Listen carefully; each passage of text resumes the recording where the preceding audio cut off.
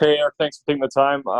Your first game with the Manitoba Moose again after another bit of a whirlwind, getting picked up on waivers, playing for the Devils, and then getting picked up again by the Winnipeg Jets. Just, I guess, describe the last little process for us and just what led you back to Winnipeg and getting tonight's win with the Moose.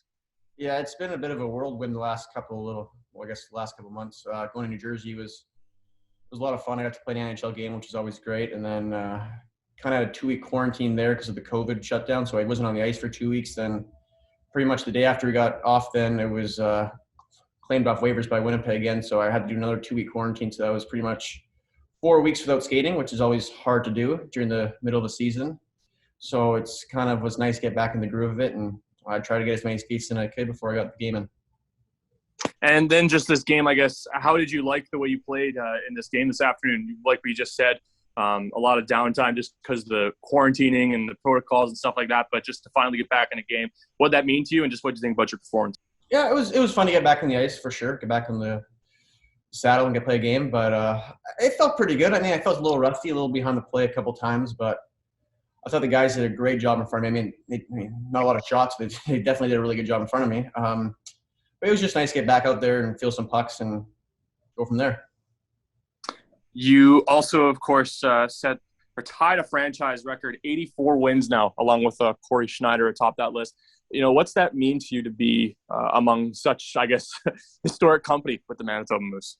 It means a lot. I mean, this franchise has meant a lot to me. I love playing here for my whole career. It's been an honor to be a Manitoba Moose and Winnipeg Jet. And every time I'm here, I love it, and it's just to be part of that tradition with the Manitoba Moose and the organization. So it means a lot to me, and I'm really thankful just to be able to have played here. We'll go next to Jacob Stoller. Go ahead, Jacob. Eric, was it odd to see Pierre Stojkovic calling the game out there? Yes, it was definitely different. Stoy was one of my best buddies. I've played with him.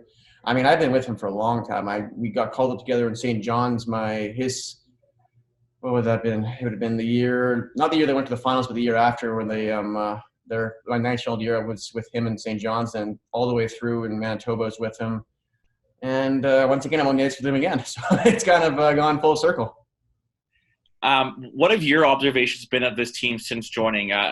One part of it has been the defensemen. They've been very active in such a younger group. But what have you seen from that young defense corps so far?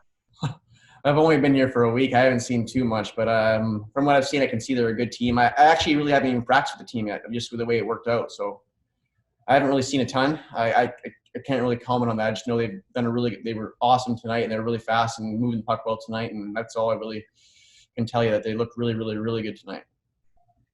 Just with, last year you were moved around a couple of times for the waiver wire, but with the quarantines you mentioned, what's that like coming back to Winnipeg? Do you mind taking us through the process of how you got a place to live at, if you had the same one, or that whole process that goes into it?